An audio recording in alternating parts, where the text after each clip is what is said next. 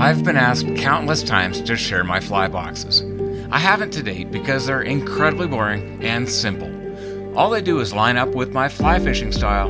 That is, the way I tie allows me to get away with neat things, to draw fish to where I want them to be, or to sneak a small nymph onto challenging water.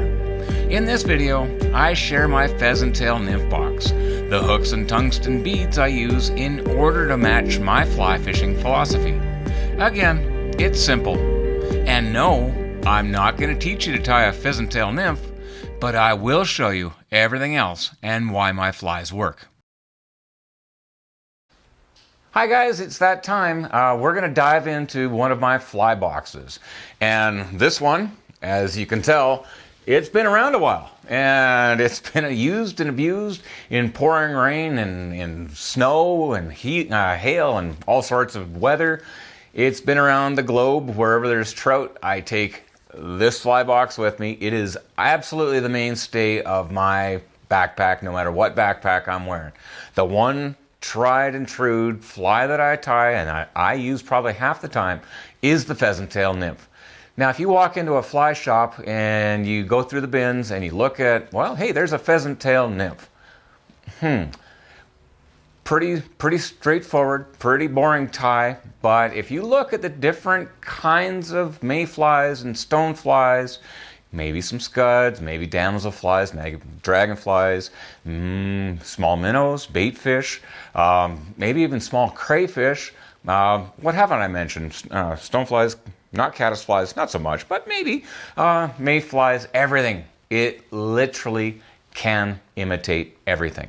Now I just want to basically take this fly box, and I'm just going to give you a real quick preview of that thing. I use this all the time. Now what I want to share with you is when, where, why, what, answer those questions, how I tie them based on what I'm thinking. And what I'm thinking usually is, what am I trying to imitate and what can I get away with in terms of my fly fishing approach presentation. A pheasant tail nymph, like I say, can be anything and everything under the sun. We just have to project that with confidence to the fish and deliver it well, and chances are pretty good that a fish will take your pheasant tail nymph.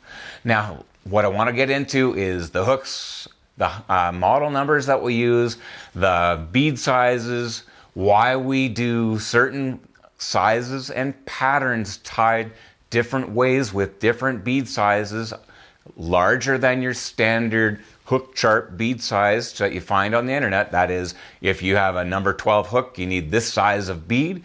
Well, that's not always true. It depends on what you're trying to achieve, what the fish will let you get away with, and what you're trying to imitate.